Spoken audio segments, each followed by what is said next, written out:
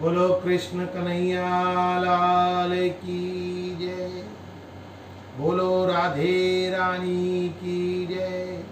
राम कृष्ण राम कृष्ण राम कृष्ण हरे। आज की कथा कर्म रूपी भक्ति का महत्व। दो मित्र थे,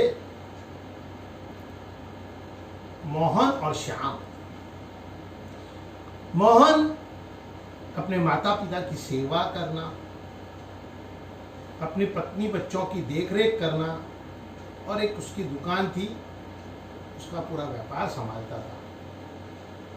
घर से निकलते समय भगवान का नाम स्मरण करना, दुकान पे जाकर थोड़ा प्रभु का नाम स्मरण करना, दुकान बढ़ाते समय प्रभु का नाम स्मरण कर लेना, उसकी दिनचर्या थी। और श्याम दिन भर प्रभु की भक्ति में लगा रहता था। वो अपने माता पिता को, अपने परिवार को, अपने व्यापार को बिल्कुल नहीं देखता, भक्ति करता रहता था। प्रभु का नाम स्मरण करना उसका नित्य का नियम था। जब दोनों कभी मित्र मिलते थे आपस में, तो श्याम हमेशा मोहन से कहता था, अरे मोहन तू यार भक्ति में ध्यान ही नहीं लगाता है प्रभु की। बोले क्या करूं, मुझे व्यापार भी देखना है, माता पिता की भी सेवा करनी है, परिवार को भी देखना है, फिर भी मुझे जो समय, बड़े सरल स्वभाव से बोलता था, मुझे जो थोड़ा बहुत समय मिल जाता है मैं प्रभु की भक्ति करता हूँ। शाम को थोड़ा अहंकार था कि देखो मैं भक्ति दिन भर करता हूँ। उसको बोलता, अरे देख मैं तो कितनी भक्ति करता हूं। मोहन हंसकर निकल जाता था, क्योंकि वो अपना धर्म, अपना कर्म, अपने गृहस्थ आश्रम को समझता था। यही मेरा धर्म है, यही मेरा कर्म है। वक्त गुजरता गया, आगे वक्त निकला जैसे कि मृत्यु अटल है।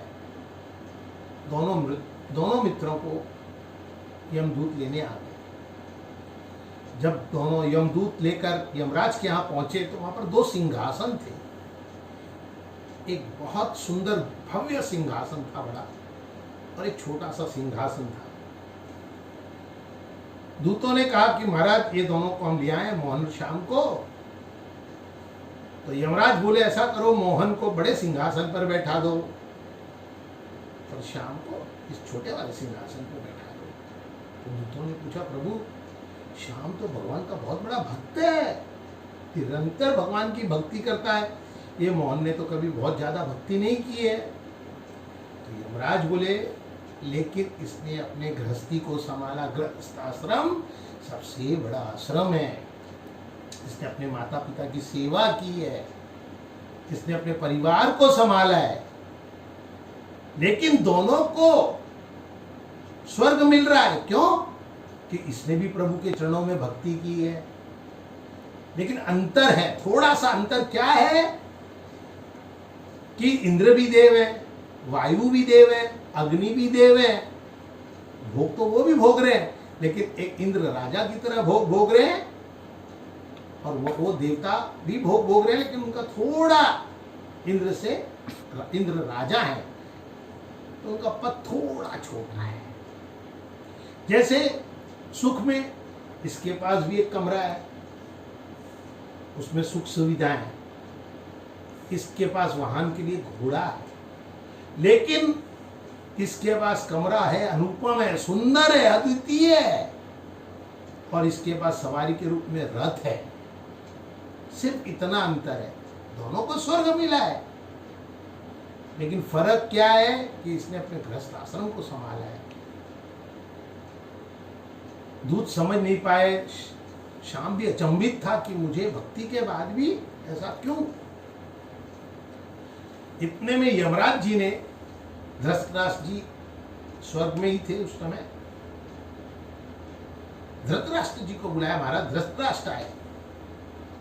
यमराज जी ने सारी बातें बताई, तो धृतराष्ट्र जी ने कथा सुनाई है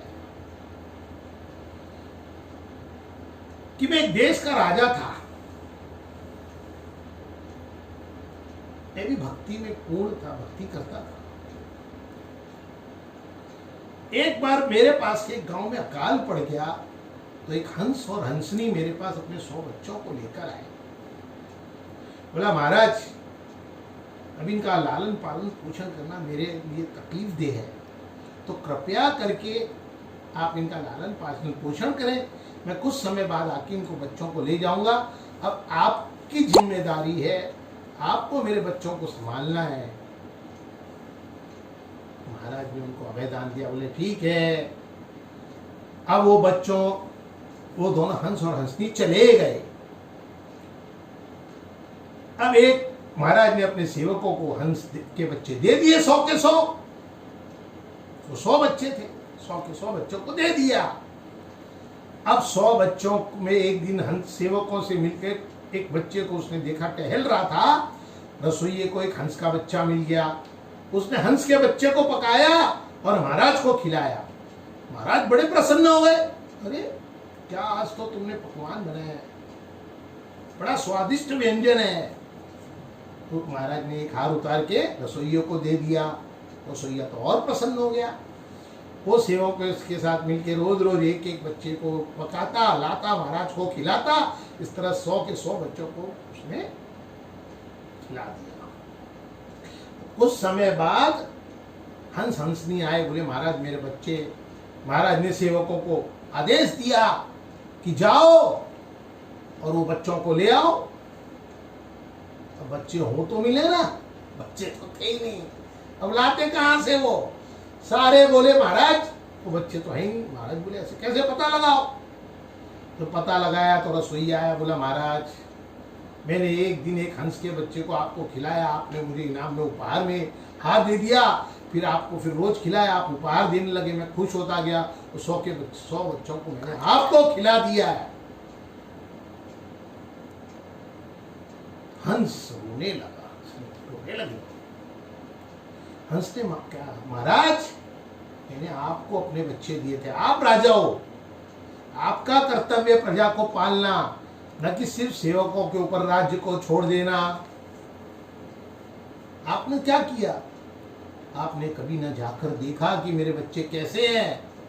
आपका कर्तव्य प्रजा के राज में जाकर देखना प्रजा कैसी है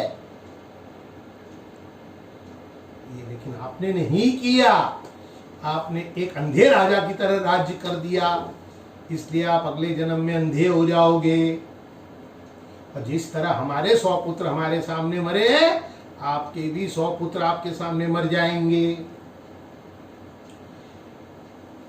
राजा को बहुत दुख हुआ, लेकिन जो श्राप मिलना था वो मिल गया। लेकिन राजा को ये बात समझ में आई कि मैंने अपने कर्तव्य का पालन नहीं किया, पूर्ण रूप से मेरा कर्म नहीं किया।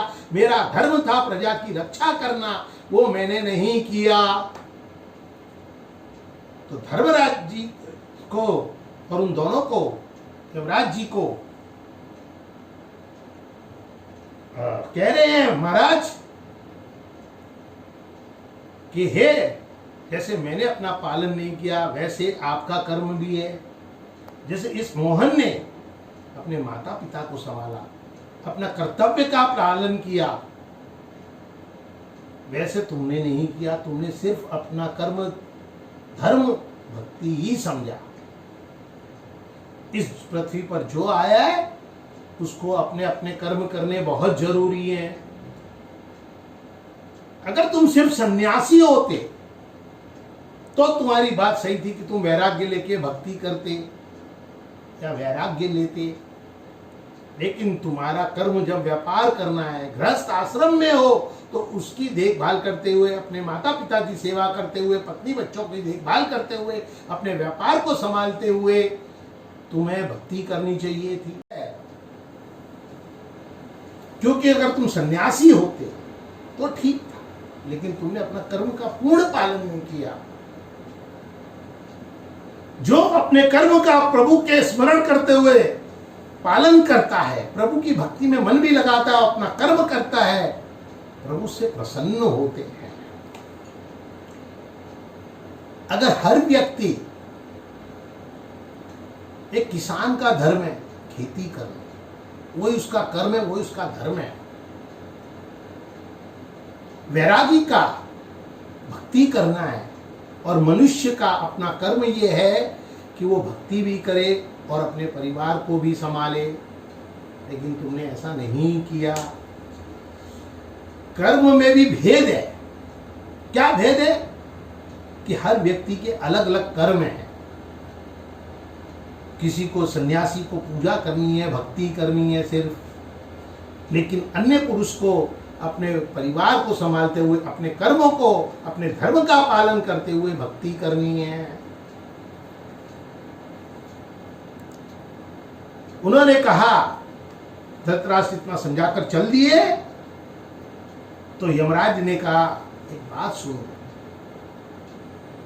जब अर्जुन लड़ने के लिए खड़े हुए तो कृष्ण ने भी क्या कहा कि तुम्हारा कर्म है कौरवों का नाश करना, अनीति का, असत्य का नाश करना है। अगर उस टाइम पे अर्जुन वैराग्य लेने का अपना कर्म समझते कि मैं वैराग्य ले लूं, भक्ति में डूब जाऊं, तो क्या वो उनका कर्म है उस टाइम? नहीं है। उनका कर्म उस टाइम युद्ध करना है, अनीति का नाश करना है। इसीलिए बात को पूर्ण रूप से समझो। इसका अर्थ क्या समझो कि जिसको जो कर्म करना है, सिर्फ भक्ति, सारा संसार सिर्फ भक्ति करेगा तो भी नहीं चलेगा। भगवान ने कहा है इस संसार में तुम आए हो अपने कर्म करते हुए, अपने धर्म का पालन करते हुए। जो मेरा नाम स्मरण करता है वो सबसे ज्यादा पूजनीय है मेरे लिए। हाँ, सन्यासी को, वैरागी को दिन रात भगवत भजन करना उसका कर्म भी है, धर्म भी है। लेकिन एक गृहस्थ आश्रम तो अपने परिवार को संभालना, अपने माता पिता की सेवा करना, ये भी भक्ति है। प्रभु का नाम स्मरण जब करो, जरूर करो, लेकिन साथ में ये भी धर्म निभाओ, ये भी कर्म करो।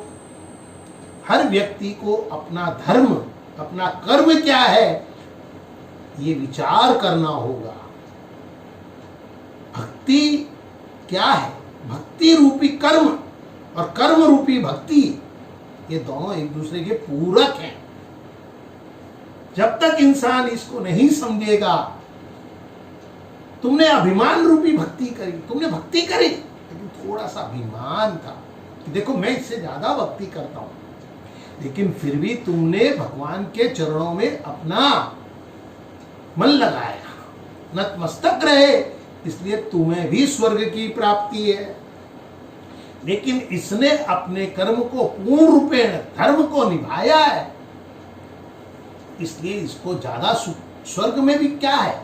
नरक और स्वर्ग बोले ना, स्वर्ग एक स्वर्ग क्या है? स्वर्ग तो स्वर्ग ही है, लेकिन एक को ज्यादा उसका सुख मिल रहा है, तुम्हें थोड़ा सुख कम मिल रहा है। जैसे कर्म कई लोग करते हैं जिनको नरक भोगना है, तो सब ज्यादा थोड़ी नरक में भोगते हैं, कोई थोड़ा दुख भोगता है, कोई ज्यादा दुख भोगता है। वैसे ही यहाँ सुख का अनुपात भी थोड़ा कम ज्यादा है। अपनी जिम्मेदारियों का निर्वाह करते हुए जो व्यक्ति प्रभु की भक्ति करता है, चरणों में लगा रहता है, उसका कर्म, उसका धर्म वही है, वो वही प्रभु को प्यारा है। आज के दिन तृतीया, अक्षय तृतीया है। आज के दिन भगवान परशुराम जी का जन्म हुआ है। आज के दिन कृष्ण और सुदामा जी का मेल हुआ है। आज के दिन ही सतयुग और त्रेता का प्रारंभ हुए हैं। और आज सबसे बड़ी बात, वृंदावन में बांके बिहारी जी, हमारे बांके बिहारी जी के चरणों का दर्शन सिर्फ आज एक ही दिन होता है। तो बोलो बांके बिहारी लाल की जय। हे बिहारी एक जटा